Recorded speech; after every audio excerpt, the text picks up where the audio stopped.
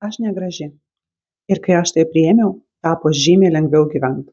Visiems hi, aš esu Viktorija ir welcome back į mano kanalą, kur mes leidžiam laiką su talku.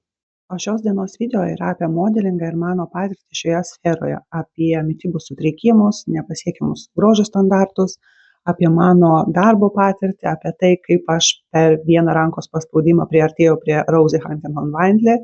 Video šią temą norėjau padaryti jau seniai, tačiau kaip tik pamačius filmo Akiplėša trailerį, jis kažkaip užkabino mano sielą. Aš pačio filmo dar nežiūrėjau, todėl nebijokit, čia nebus jokių spoilerių. Jeigu jūs jau pažiūrėjot šį filmą, rašykit savo nuomonę, ar jums patiko, ar verta pažiūrėti, bet aš tikrai noriu pažiūrėti. Šiandien grinai apie mano patirtį mados industrijoje, seni prisiminimai. Ir aišku, turiu pasakyti, kad daugiausiai aš dirbau būtent Anglijoje, bet aš manau, kad šitas sritis turi labai daug panašumų kiekvienoje šalyje. Mitai, kuriuos man tenka neretai girdėti ir žmonės, kurie niekada nedirbė šioje srityje, gali turėti tokį neteisingą nuomonę šiom temom. Visų pirma, žmonės labai dažnai galvoja, kad modelio darbas yra kažkoks glamūrinis gyvenimas, kur visokie vakarėliai, pasirodymai, gražūs drabužiai, stilistai, ten žodžiu, tu gyveni, nežinau, galbūt, kai tu esi aukšto lygio žvaigždė ir tai, aš esu girdėjus, kad tarkim netgi pačios garsiausios manekenės per mados savaitės lygiai taip pat backstage su visom ir tai yra lygiai taip pat labai daug valandų laukimo, labai daug matavimų, labai daug backstage to kažkokio visiškai neglamūriško gyvenimo, kur jūs backstage persirenginėjat visos kartu, sėdit ant grindų, valgot kažkokius tiesiog sumuštinius ir net jeigu organizatoriai maitina, tai nedažnai būna kažkoks geras karštas maistas, dažniausiai būna kažkokie užkandžiai ir tirpi kava. Jeigu vyksta kažkokie filmavimai ar fotosesijos gamtoje, tai jūs dažniausiai traileriuose ir jūs atveža, pamaitina tą tokią lauko virtuvę. Ten tikrai nėra nieko glamūriško ir tikrai nėra nieko tokio poš.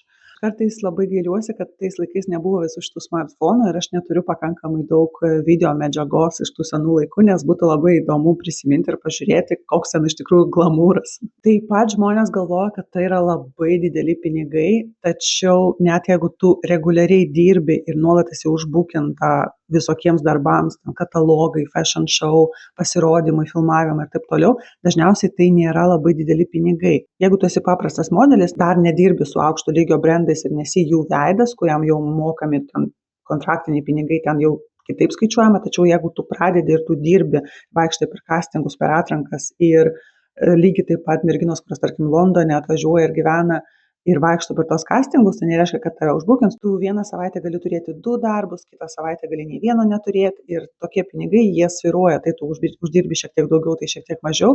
Tuo tarpu gyvenimas vėlgi nėra labai glamūriškas, nes dažniausiai išnuomotas agentūros yra butas, kuriame gyvena ten vienam kambarį 3 merginos. Jos tiesiog kaip vaikų stovykloje, ten 3 lovos, spinta ir viena vonia ir viena ten maža kičenėtė visom ir jos tiesiog ten gyvena ir vaikšto per tos castingus. Kartais gali būti, kad tave tiesiog užbukina per agentūros saitą, o kartais tenka vaikščioti castingus, kad tave ten tikrai pažiūrėtų ir duotų pamatuoti tuos dalykus, kurie paskui bus fotografuojami. Man yra buvę ir taip ir taip. Mano aukščiausi brandai, su kuriais teko dirbti, tai buvo North Face katalogų striukės fotografavom. River Island yra labai populiarus brandas Anglijoje, tai jam teko dirbti. Apie pinigus tai tiesiog skamba kartais labai daug, bet jeigu tu susimastai, tai nėra kažkokie dideli pinigai už tokį darbą. Pavyzdžiui, mane užbukino visai savaitę fotografuotis North Face striukių katalogam. Vadinasi, 5 dienos 1000 svarų, kas yra daug, bet 20% iškart pasiema agentas, vadinasi jau 800. Plius tą kartą teko pačiai mokėti už viešbutį, nes kartais užsakovas užbukina tau viešbutį ir tada jie tiesiog tau mažiau sumoka. Kartais jie tiesiog nenori apsikrauti tuo bukinimu ir jie tau užmeta papildomus porą šimtų už darbą, bet tu pati savo užsisakyk viešbutį. Tai žodžiu, 5 naktys Londone, dar kokie 200 svarų. Lieka 600. Dar ten kažkiek iš jų mokesčių išskaičiuoja. Ir tu dirbi, ten dažniausiai kažkokios būna paviljonai, pramoninės patalpos, kur tikrai vėlgi nėra jokio glamūro. Kai kuriuose vietose maitina, kai kuriuose ne, bet čia tik kaip pavyzdys. Pas jūs yra targetas, per dieną jūs turite padaryti apie 100 striukių. Vadinasi, viena striukė skirta apie 8 minutės, tu tiesiog užsidedi paltą, fotografuoji iš visų pusių, jeigu yra kažkokios detalės, rankos kišenėse, taip toliau. Paskui ten, jeigu yra kažkokios detalės, kurios yra atsegamos, tai tarkim jūs nuimat, fotografuojat su, nufotografuojat be ir visa kita, ir žodžiu, tu tai persirengi. Ir visą dieną tu kaip konvejeris, tu visą dieną ant kojų, tu visą dieną dirbi, tai prasme, realiai aš dirbus Anglijoje kai kuriuose sandėliuose ir fabrikuose, labai panašus darbas. galbūt šiek tiek daugiau apmokamas nei fabrike. Aš nepasakyčiau, kad tai yra labai dideli pinigai. Kai kurie ten fashion show, pavyzdžiui, taip gali būti už vieną pasirodymą 300-200 svarų, bet tai vis tiek yra visą dieną.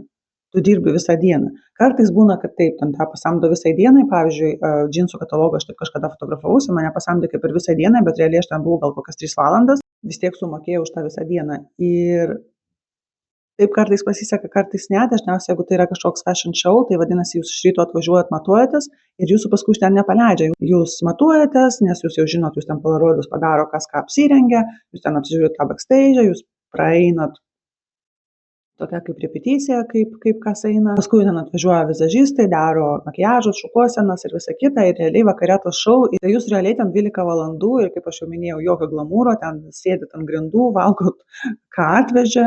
Todėl kažkokio glamūro, kažkokių didelių pinigų, tai atsiranda jau tam lygyje, kai tu jau pasidarai savo vardą, kai tu jau pati tampi veidas kažkokių didelių brandų. Aišku, tai yra įmanoma pasiekti, bet tikimybė tapti viena iš tų modelių, kurios ten uždirbs už vieną pasirodymą, ten milijoną, ta prasme, tai yra tiesiog išimtis. Dėl to jos ir tampa super modeliai, super žvaigždės. Dažniausiai tai yra darbai, kurie yra apmokami kaip paprasti darbai ir viskas. Darbas turi būti atliktas, padarytas ir tiek. Taip pat dažnai tenka girdėti apie tai, kad jeigu tai yra modelingas, tai būtinai ten yra, žodžiu, kažkokios nuogybės, priekabiavimai, eskortas, narkotikai ir taip toliau. Aš manau, kad tai yra labai sutirštinama. Man asmeniškai niekada neteko su tokiais dalykais susidurti. Priekabiavimų nebuvo, nes iš viso didžioji dalis fotografų, su kuriais teko dirbti, buvo gėjai. Gal dėl to, kad aš nebuvau tam lygyje, kur ten prodiuseriai už kažkokius ten pasiūlymus jau ten iš tavęs kažko reikalauja. Galbūt, bet aš ir nesu girdėjus iš kitų to, bet vėlgi aš turiu pabrėžti, jeigu aš su tuo nesusidūriau, nereiškia, kad to nėra. Aš tiesiog manyčiau, kad to nėra daugiau nei visose kitose pasaulio sferose. Aš manau, kad priekabiavimai gali pasitaikyti ir kaip ofiso darbe, taip ir modelio srityje ir taip toliau.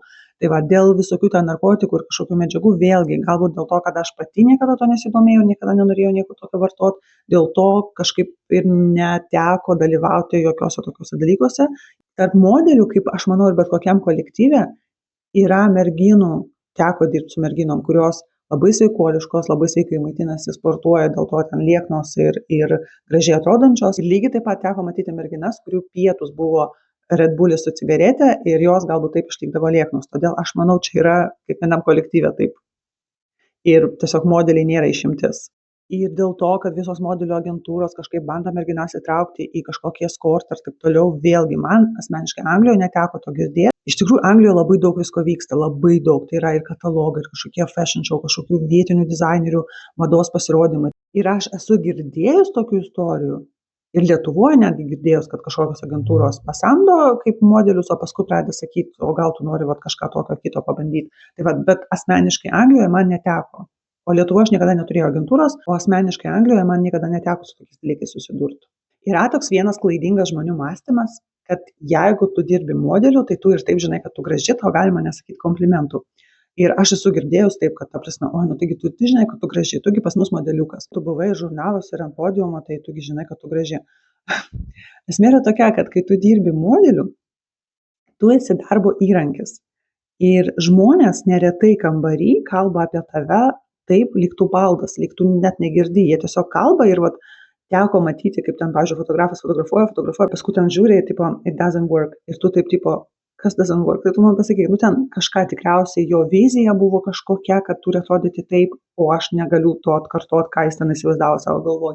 Ir gaunasi, kad tiesiog lyg, šitas baldas čia netinka.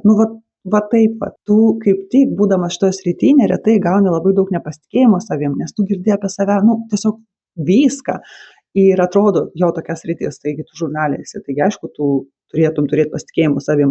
Iš tikrųjų, ne, ir aš labai džiaugiuosi, kad aš jau buvau šitoje srityje truputį vyresnė, man buvo 20+, kažkaip nuo 20+ iki 25, todėl aš džiaugiuosi, kad buvo mano jau kažkaip psichika truputį stabilesnė, nes aš nežinau, kaip tai galėtų įtakoti, jeigu, tarkim, aš būčiau jaunesnė mergina. Pavyzdžiui, teko tokius dalykus girdėti, kad neturi darbinės pusės, žodžiu.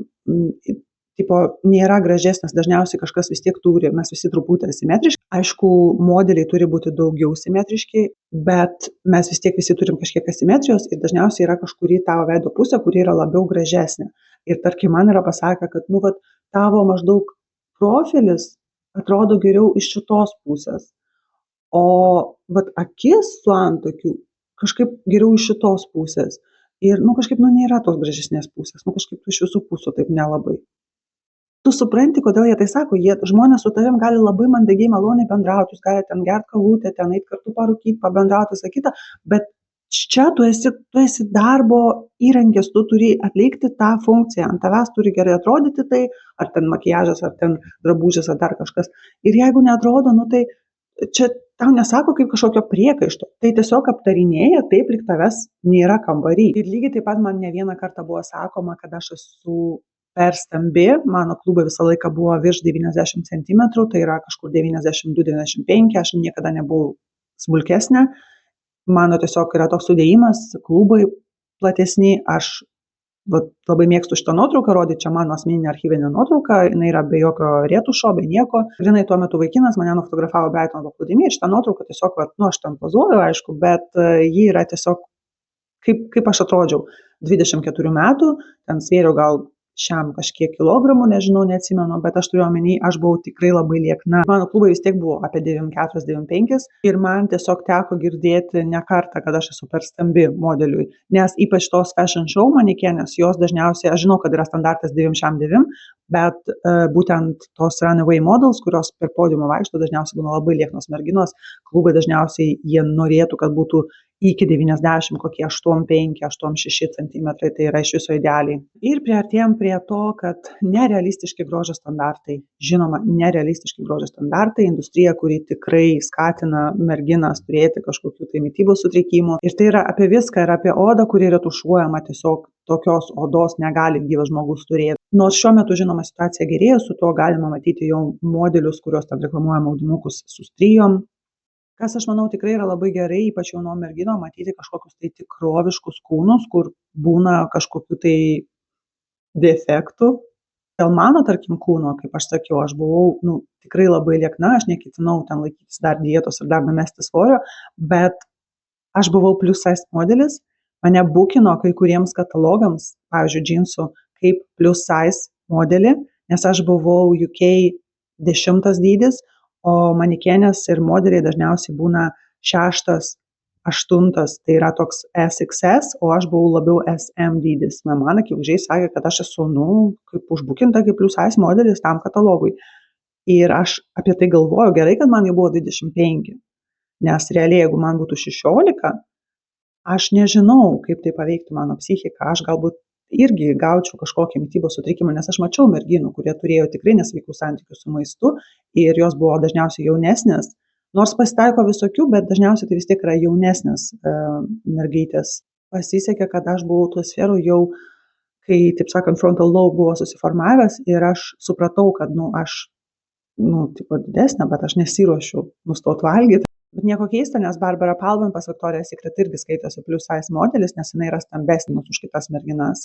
O kalbant apie plus size modelius, aš galiu pasakyti, kad jos turi dar labiau nepasiekiamus grožio standartus, nes kai mes matom tokį modelį kaip Ashley Graham, kuri yra, akivaizdžiai mergina su formom, tokia moteris su viršsvoriu, bet tuo pačiu ji turi ryškius skruostikaulius, ji turi matomą raktikaulį ir ji turi tokį hourglass figure, kuri yra labai didelė retenybė merginai su viršsvoriu. Dažniausiai svoris, tas visceralinis riebalas pasiskirsto aplink pilvą ir turėti tokią figūrą yra dar labiau nepasiekiama. Būti tiesiog aukšta lieknai, tai yra labiau pasiekiama negu būti su formom ir turėti tokią figūrą kaip Ashley Graham. Ir tuo pačiu turėti skruostikaulius matomus. Tai atrodo, kad plus size modeliai turi dar labiau nepasiekiamus grožio standartus. Mano lūžio taškas ir mano asmeninė patirtis, kada aš jau nustojau, pasakiau agentui, kad daugiau nenorėsiu dirbti ir nenoriu daugiau būti bukinama jokiems darbams, tiesiog aš pagalvojau, kad man gana. Tai buvo River Island reklama, tai buvo filmavimas, kuriame man be galo patiko dalyvauti. Reklamos mintis buvo tokia, kad viena mergina, ji bėga nuo kažko, bet mes video eigoje matom, kad jį bėga nuo pačios savęs, ten tas pats veidas, ir kai jinai pabėga, jinai užšoka ant motociklo, kur yra kita mergina, o ten irgi jos veidas. Žodžiu, mergina bėga nuo savęs pas save ir, žodžiu, visur jos veidas. Mes ten filmavomės tryse, tai buvo Charlotte Wiggins, ji yra toks kaip britų supermodelis. Aš buvau jos body double, mes tuos kadrus, kur iš nugaros, iš šono ir iš tolo filmavom su manim. Ir trečia buvo Jessica Miles, tai yra stunt riderė, ji daro triukus ant motociklo. Ten nebuvo jokių triukų, bet tiesiog aš užšokdavau ant motociklo, ją iš nugaros ir mes išvažiavom. Tai buvo įdomus filmavimas, įdomi patirtis, kažkokioj labai nerealioj lokacijoje, tai buvo tikras karjeras, kur gauna tos akmenės. Ten tiesiog nerealiai vieta, kaip iš filmų, Režisierė buvo Sarah Chatfield, ji yra labai garsi klipmakerė, ji filmavo Lily Allen klipą Alfrey, ji filmavo ten dar daug visokių klipų ir Amerikoje, ir Anglijoje, ir tai yra tiesiog, tai yra garsus žmogus ir dirbti su tokiais žmonėm tiesiog buvo honor. Šitą modelį Charlotte Wiggins tuo metu buvo Burberry veidas ir jos su Rosie Huntington-Whiteley kabėjo ant billboardų. Jessica Miles yra savo srities profė, jį filmavosi stunt double įvairiuose filmuose kaip moteris motociklininkė ir jį filmavosi Fast and Furious 6 daly, bent jo MDB rodo, kad jį buvo 6 daly Fast and Furious stunt riderė. Tai aš įsivaizduoju, kad gal vietoje Gal Gadot važinėjo motociklų. Na, žinoma, ten buvo visa komanda, žmonės, vizažistai, stilistai, kurie parinkinėjo tos outfitus ir visą kitą, nes visas buvo stilius padarytas toks kaip bikeris, rockeriškas, tie tokie smokey eyes, makiažai ir visą kitą. Ir tai buvo be galo įdomi patirtis, bet aš tiesiog tuo metu, man įvyko tas lūžio taškas, kai aš supratau, kad aš priartėjau prie tos srities, kur aš dirbu su tokiais žmonėmis. Man buvo 26 metai, o Charlotte Wiggins tuo metu gal 19 ir ji jau pana ant billboardų Burberry. O aš niekada nebūsiu pakankamai simetriška, pakankamai kūda ir niekada nepasieksiu to lygio šitoje srityje. Ir mano priartėjimas prie visų šitų žmonių, prie visos šitos sferos yra vien dėl to, kad aš panaši į modelį, bet nesu pati kaip tikras modelis. Ir vis tiek man pasakė, kad aš esu stambesnė, aš esu tokia biški platesnė už ją, ir nors mes vienodo ūgio ir panašių bruožų, panaši, bet biški didesnė, biški platesnė, bet ten iš tolo nesimatys, žodžiu. Ir aš tiesiog pripažinau, kad aš nesu šitai sferai, aš nesu pakankamai graži, kad būčiau tas nepriklausomas vienetas šitoje srityje, kad aš būčiau ta mergina, kuri tampa kažkokios kompanijos veidu, kuri tampa kažkokio brandų veidu. Ir aš priėmiau save tokią, kokia esu, ir tai nereiškia, kad aš nustojau savim rūpintis ar apleidau dar kažką. Aš vis dar sportavau, kad sportuoju, aš prisižiūrėjau, kaip prisižiūriu. Aš vis dar mėgstu pasipuošti, apsirengti, pasidažyti ir atrodyti gerai, tačiau aš tiesiog paleidau, aš supratau, kad aš niekada nebūsiu tokia standartiškai graži ir viskas, ir taškas. Jeigu jūs esat jauna mergina, kuri bando eiti šiuo keliu, nežiūrėkit į jį per daug rimtai. Tiesiog nežiūrėkit visą tai per daug rimtai, nepriimkit visko arti širdies. Jeigu kažkas kritikuoja jūsų išvaizdą, galvokit apie tai, kad tiesiog šiam darbui aš netinkama, konkrečiai šitam projektui. Nežiūrėkit į šią darbo sritį kaip į vienintelę darbo sritį, kuriuo jūs galite pasireikšti. Taip, tai gali būti jūsų darbas, tai gali tapti jūsų karjera. Tačiau jeigu netapo, tegul tai jums nebūna pasaulio pabaiga. Jūs tiesiog supraskite, tai yra viena iš sferų, kurioje, tarkim, aš galiu ir nepritapti. Šis darbas dažniausiai išnaudoja jūs, kol jūs jaunos, bet paskui jūs savo sveikatos negrąžinsit. Aš žinau, kad aišku yra Kate Moss ar kitos ten Naomi Campbell ir taip toliau, kurios dirba iki 50-60 metų ir vis dar vaikšto podiumą ir vis dar yra ikonos, bet jos todėl ir tokios žinomas, nes jos padarė savo vardus brandais, jos tapo garsiais veidais dar kai joms buvo 20+, ir dabar, kai jos yra 50 metės, jos aišku vis dar dirba, nes jos yra celebričiai, jos yra ne šiaip jau modeliai, bet jos yra jau pačios žvaigždės. Tai yra visai kita situacija. Todėl taip, aišku, nieks nedraudžia jums to siekti, ypač jeigu jūs turit ir norą, ir grožį, ir visą šitą kombinaciją. Tačiau aš sakau, kad jeigu šitas darbas jums nepasiseks, nežiūrėkit ir taip daug rimtai. Tai yra tiesiog vienas iš darbų, viena iš galimybių šitam pasaulyje. Ir jeigu jis nepasiseks, pasaulis ties to nesibaigia. Ačiū visiems, kas pažiūrėjo šį video iki galo. Nepamirškit spausti patinka, nes tai yra nemokama, jums nesunku, man malonu, tai be galo padeda tokiam mažam kanalui kaip mano. Taip pat aš labai rekomenduoju pažiūrėti šitos video. Visiems bye.